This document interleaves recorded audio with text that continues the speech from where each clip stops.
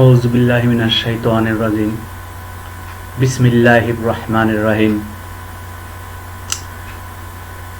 দূর দূরান্ত থেকে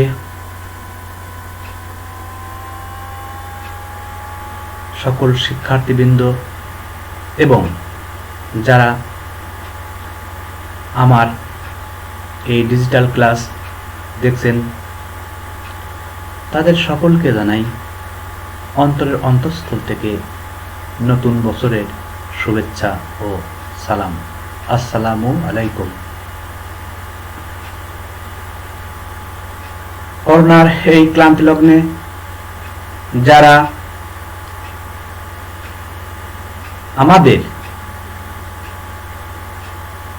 শিক্ষা ব্যবস্থাকে সকল শিক্ষার্থীর দ্বার করে পৌঁছে দেওয়ার জন্য ব্যবস্থা করেছেন,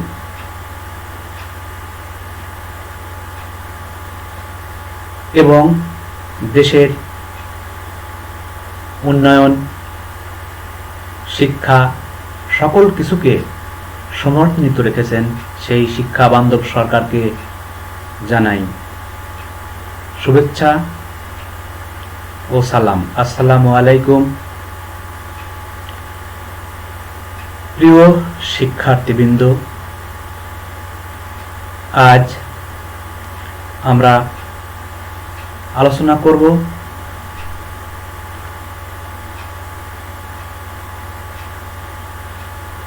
অনার্স দ্বিতীয় বর্ষের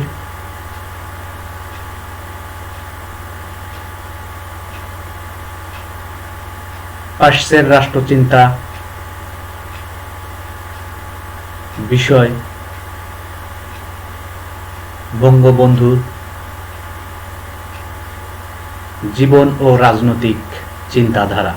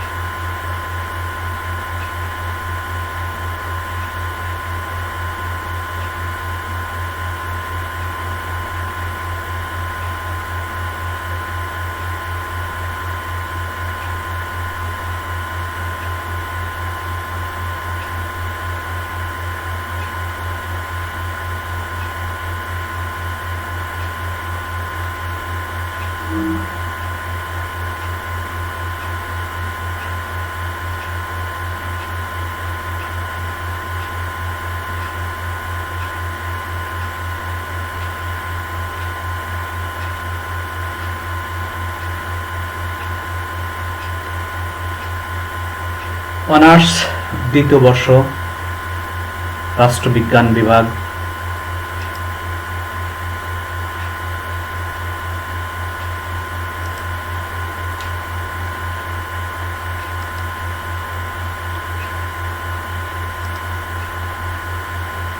বিষয় প্রাচ্যের রাষ্ট্রচিন্তা, এশিয়া, আফ্রিকা ও দক্ষিণ আমেরিকার দেশসমূহ।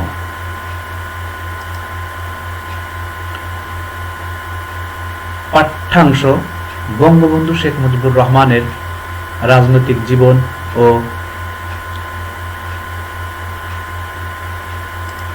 চিন্তাধারা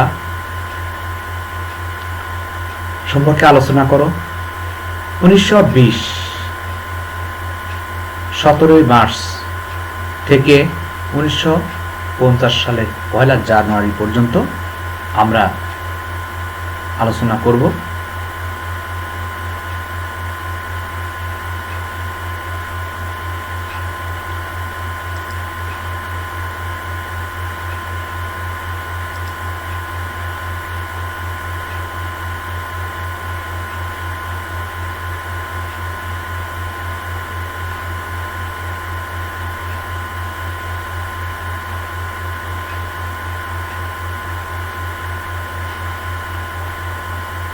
বঙ্গবন্ধু শেখ মুজিবুর রহমান,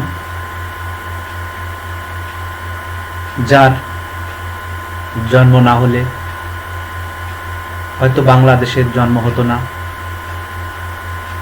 এমন একজন ব্যক্তি, বিশ্ববরেণ্য নেতা, যাকে ভালো না বাসলে অন্তরে আত্মতৃপ্তি হয় না, এমন একজন ব্যক্তি, যাকে হত্যা করা হয়েছে, যে নর পশুরা হত্যা করা হয়েছে, তাদের সঠিক বিচার হওয়া দরকার।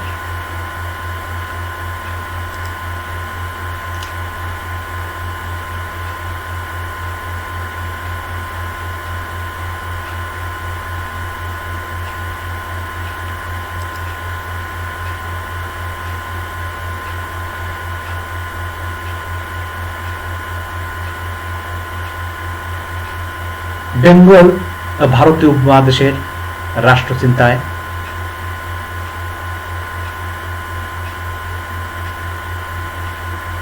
যাদের নাম চিরস্মরণীয় হয়ে আছে, তাদের মধ্যে অন্যতম হলেন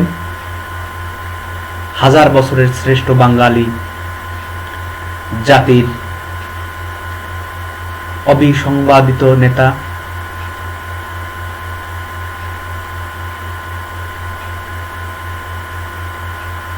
বঙ্গবন্ধু, মানে বাংলাদেশ, বাংলাদেশের স্থপতি বঙ্গবন্ধু শেখ মুজিবুর রহমান, যিনি স্বাধীন বাংলাদেশের স্থপতি।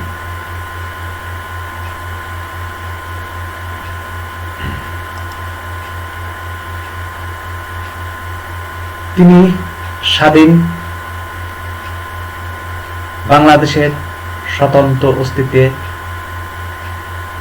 ভিত্তি নির্মাতা ও বিশাল জনগোষ্ঠী স্বপ্ন ও আকাঙ্ক্ষার রূপকার। তার শ্রেষ্ঠত্ব এখানেই যে তিনি বাঙালির জন্য একটি স্বাধীন ভূমির ব্যবস্থা করে গেছেন।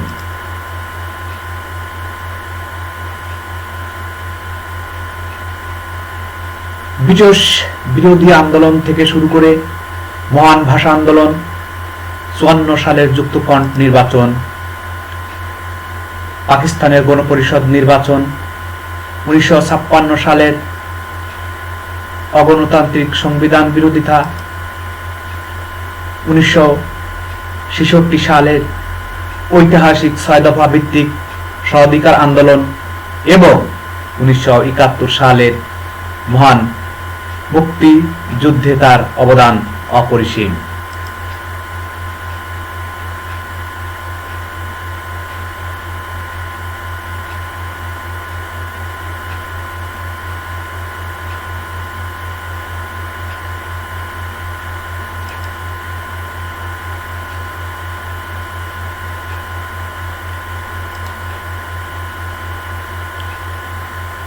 বঙ্গবন্ধু শেখ মুজিবুর রহমান 1920 সালের 17 মার্চ ফরিদপুর জেলার গোপালগঞ্জ মহকুমার বর্তমান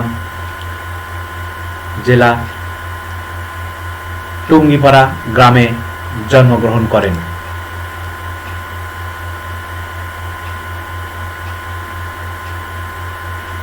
তার বাবা শেখ লুৎফুর রহমান এবং মা শেখ সায়রা খাতুন 4 কন্যা এবং 2 পুত্র সন্তানের মধ্যে শেখ মুজিবুর রহমান ছিলেন তৃতীয়। মা বাবা তাকে খোকা বলেই ডাকতেন।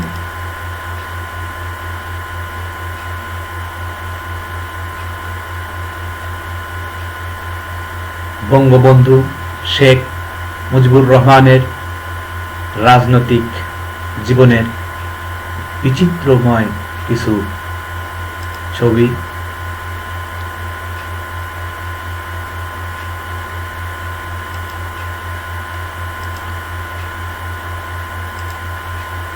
সাত বছর বয়সে শেখ মুজিবুর রহমান গিমাডাঙ্গা প্রাথমিক বিদ্যালয়ে ভর্তির মাধ্যমে তার স্কুল জীবনের আরম্ভ করেন। 1929 সাল 9 বছর বয়সে গোপালগঞ্জ সীতানাথ একাডেমি 3য় শ্রেণীতে ভর্তি হয়। 1931 সাল পরবর্তী প্রাথমিক শিক্ষা স্থানীয় মিশনারি স্কুলে। 12 বছর বয়সে ভেরি রোগে আক্রান্ত হয়ে হাড় দুর্বল হয়ে পড়ে। Kolkata doctor A K. রায়চৌধুরী অধীনে ও ডক্টর শিবনাথ ভট্টাচার্য এর অধীনে 2 বছর ধরে চিকিৎসা গ্রহণ করেন।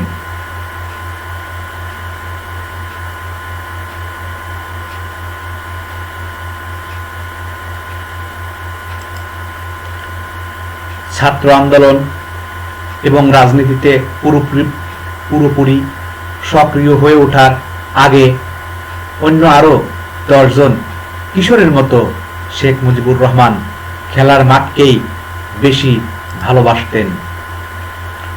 ফুটবল খেলার প্রতি ছিল তার দুরন্ত টান। একজন মেধাবী ফুটবলার হিসেবে কৈশোরের কুড়িয়েছিলেন অসামান্য খ্যাতি। প্রতিযোগিতামূলক ফুটবল খেলাগুলোতে কৃতিত্বের স্বীকৃতি স্বরূপ শেখ মুজিবুর রহমান নিয়মিতই পুরস্কৃত হতেন।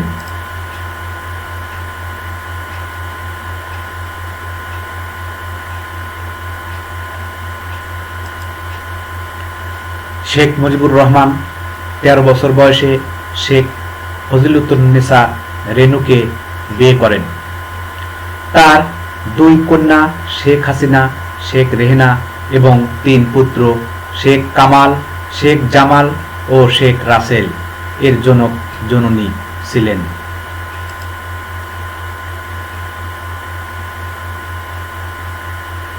(1934 সাল এবছর মাদারীপুর ইসলামিয়া হাই স্কুলে ভর্তির পর 14 বছর বয়সে চোখে গ্লুকোমা রোগে আক্রান্ত হন।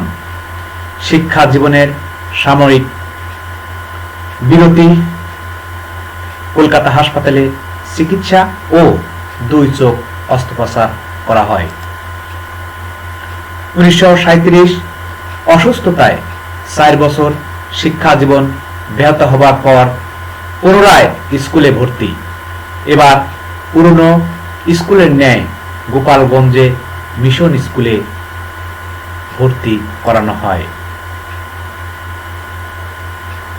1938 18 বছর বয়সে মিথ্যা মামলায় প্রথম কারাবরণ করেন।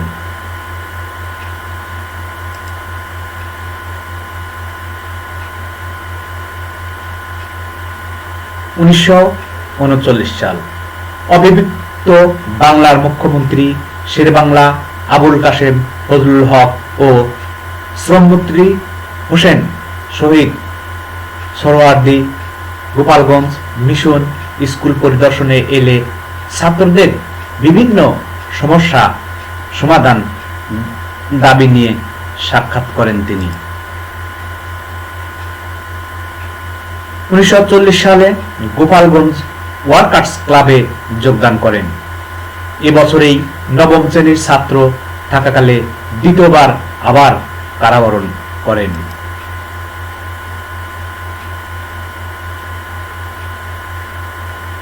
1941 সাল বেঙ্গল মুসলিম ছাত্র ফেডারেশনের ইউনিয়ন কাউন্সিলর নির্বাচিত। একই বছরে গোপালগঞ্জ মুসলিম ডিফেন্স কমিটির সাধারণ সম্পাদক মনোনীত। এবছরেই ফরিদপুর ছাত্রলীগের জেলা কনফারেন্স শিক্ষাবিদদের আমন্ত্রণ জানান। তারা হলেন কবি কাজী নজরুল ইসলাম, হুমায়ুন কবির, ইব্রাহিম খাঁ সাহেব। এই কনফারেন্স করলেন হুমায়ুন কবিরের বাড়িতে, কেননা 144 ধারা জারি করা হয়েছিল। সেখানে কবি নজরুল ইসলাম বঙ্গবন্ধুকে গান শুনিয়েছিলেন।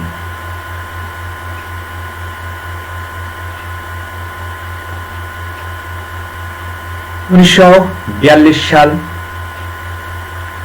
শেখ মুজিবুর রহমান গোপালগঞ্জ মিশনারি স্কুল থেকে ম্যাট্রিকুলেশন পরীক্ষায় উত্তীর্ণ হন। একই বছরে তিনি কলকাতা ইসলামিয়া কলেজে, বর্তমান মৌলানা আজাদ কলেজ, তিনি মানবিক বিভাগে ভর্তি হন। তিনি এ সময় কলকাতা ধর্মতলার বেকার হোস্টেল থাকতেন।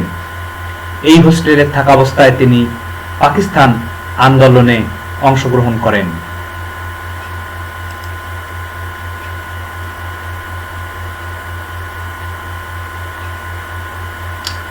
(1943 সাল শেখ মুজিবুর রহমান বঙ্গীয় প্রাদেশিক মুসলিম লীগের অল ইন্ডিয়া মুসলিম লীগের শাখা কাউন্সিলর নির্বাচিত হন। 1947 সালে ভারত বিভাজন পর্যন্ত তিনি তার দায়িত্ব প্রশংসার সাথে পালন করে গেছেন।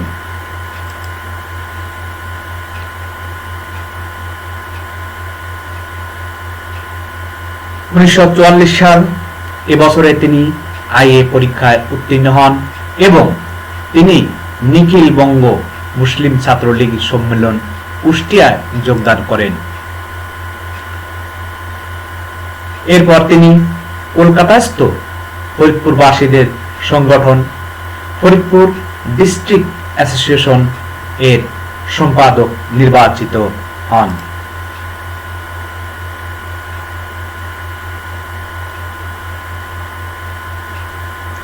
(1945 সাল নেতাজি সুভাষ বসু চন্দ্র পরিচালিত হলওয়েল মনুমেন্ট আন্দোলনে অংশগ্রহণ করেন। 1946 সাল শেখ মুজিবুর রহমান বিনা প্রতিদ্বন্দ্বিতায় কলকাতা ইসলামিয়া কলেজ ছাত্র সংসদের সাধারণ সম্পাদক নির্বাচিত হন। 1966 সালের 16 আগস্ট কুখ্যাত ক্যালকাটা কিলিং সাম্প্রদায়িক দাঙ্গা শুরু হলে শেখ মুজিবুর রহমান সাম্প্রদায়িক সম্প্রীতি এবং শান্তি বজায় রাখার কাজে ঝাঁপিয়ে পড়েন। নিজের জীবন এবং শান্তি বজায় রাখার কাজে ঝাঁপিয়ে পড়েন। নিজের জীবন বাজি রেখে হিন্দু এবং মুসলমান উভয় সম্প্রদায়ের নিরীহ মানুষদের জীবন রক্ষা করেন।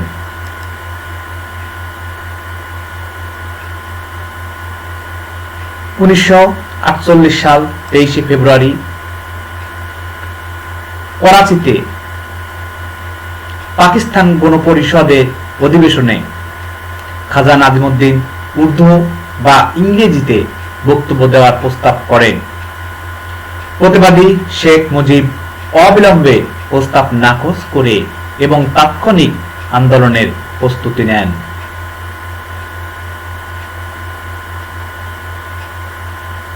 1948 সাল 2 মার্চ সর্বদলীয় সংগ্রাম পরিষদ গঠন।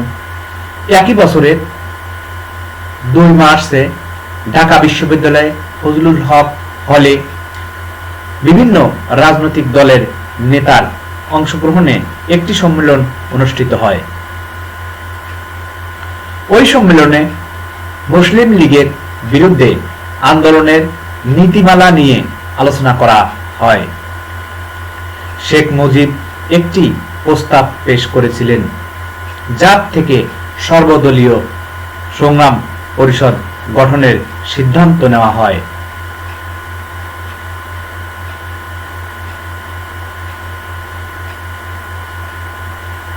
(1948 সাল 11 মার্চ ওই পরিষদে আহ্বানে 11 মার্চ 1948 খ্রিস্টাব্দের ঢাকায় ধর্মঘট পালিত হয়। ধর্মঘট পালনকালে শেখ মুজিব সহ আরো কয়েকজন রাজনৈতিক কর্মীকে সচিবালয় ভবনের সামনে থেকে গ্রেফতার করা হয়।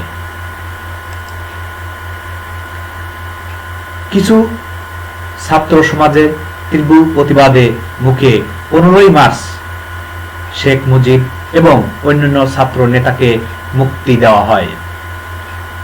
16 মার্চ তাদের মুক্তি উপলক্ষে সর্বদলীয় রাষ্ট্রভাষা সংগ্রাম পরিষদ ঢাকা বিশ্ববিদ্যালয়ের পটতলায় শোভাযাত্রা হয়, যাতে শেখ মুজিবুর রহমান সভাপতিত্ব করেন।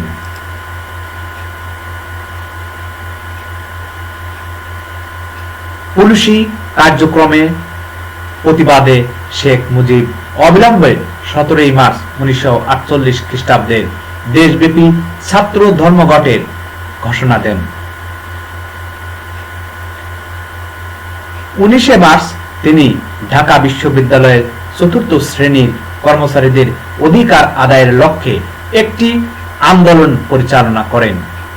একই সময়ে ফরিদপুরের কর্ডন প্রথা চালু করেন।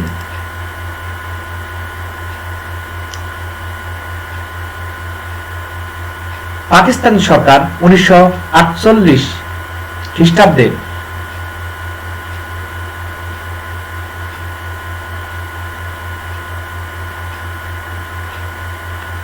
দেশে এই কর্ডন প্রথা চালু করেন। এর ফলে এক জেলার লোক অন্য জেলায় ধান কাটতে পারত না এবং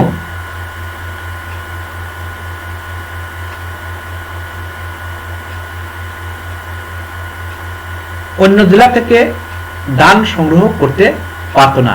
এই প্রথার নাম হলো কর্ডন প্রথা।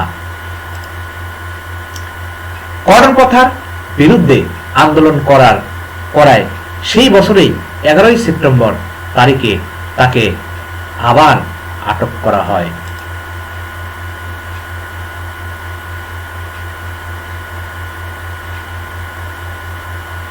এরপর 1949 খ্রিস্টাব্দে 21 জানুয়ারি শেখ মুজিবকে জেল থেকে মুক্তি দেওয়া হয়। জেল থেকে বেরিয়ে তিনি আবার 4th শ্রেণী কর্মচারীদের দাবি আদায়ের আন্দোলনে জড়িয়ে পড়েন, যার জন্য তাকে বিশ্ববিদ্যালয় থেকে জরিমানা করা হয়। কিন্তু তিনি এই জরিমানাকে অবৈধ ঘোষণা করে তা প্রদান করা থেকে বিরত থাকেন। এরই ধারাবাহিকতায় 26 এপ্রিল 1949 খ্রিস্টাব্দে মুসলিম লীগ বিরোধী প্রার্থী শামসুল হক টাঙ্গাইলে একটি উপনির্বাচনে বিজয় লাভ করেন। শেখ মুজিব তার সেই আন্দোলনের সফলতার জন্য উপাচার্যের বাসভবনের সামনে অনশনের ধর্মঘট করেন, যার জন্য তাকে পুনরায় আবার আটক করা হয়। এ সময় তাকে ঢাকা বিশ্ববিদ্যালয় থেকে বহিষ্কার করা হয়। তার বিরুদ্ধে অভিযোগ ছিল বিশ্ববিদ্যালয়ের চতুর্থ শ্রেণীর কর্মচারীদের অধিকার আদায়ের আন্দোলনের নেতৃত্ব প্রদান করা।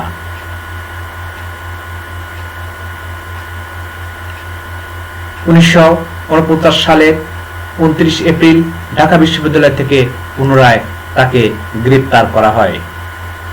একই বছরে 23 জুনে পূর্ব পাকিস্তান আওয়ামী মুসলিম লীগ গঠিত হলে কারাগারে থেকে যুগ্ম সাধারণ সম্পাদক নিযুক্ত হন। তিনি এ দলের প্রতিষ্ঠাতাদের অন্যতম। জুন মাসের শেষ দিকে মুক্তি লাভ। আবার একই মাসে খাদ্য সংকটের বিরুদ্ধে আন্দোলনে যোগদান।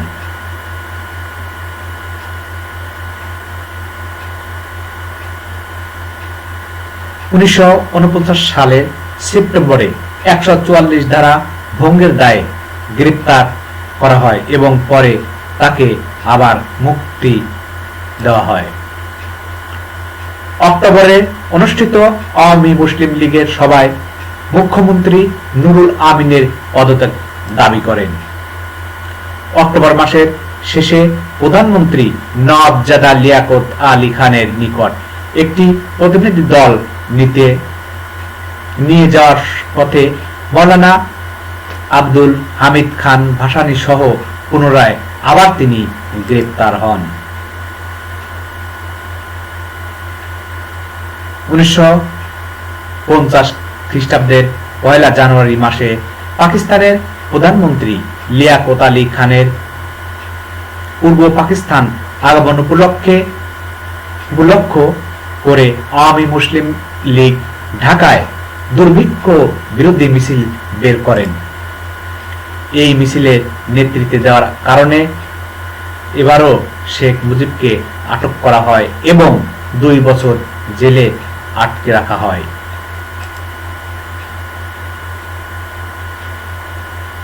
বঙ্গবন্ধু শেখ মুজিবুর রহমান এত অল্প সময়ে দেশটাকে এত দ্রুত এগিয়ে নিয়ে গিয়েছিলেন। এই লোককে যারা হত্যা করেছে তাদেরকে আমরা ঘৃণা করি এবং তাদের সুষ্ঠু বিচার কামনা করি। আজ এ পর্যন্তই। আগামী ক্লাস 1950 সাল পর থেকে 1975 সালের 15 আগস্ট পর্যন্ত নেওয়া হবে। সে পর্যন্ত সকল শিক্ষার্থীবৃন্দ ও দূর দূরান্ত থেকে যারা আমাদের ক্লাস অবলোকন করছেন সকল ভিউয়ার্স সুস্থ থাকেন, ভালো থাকেন, সেই কামনা করে খোদা হাফেজ। আসসালামু আলাইকুম।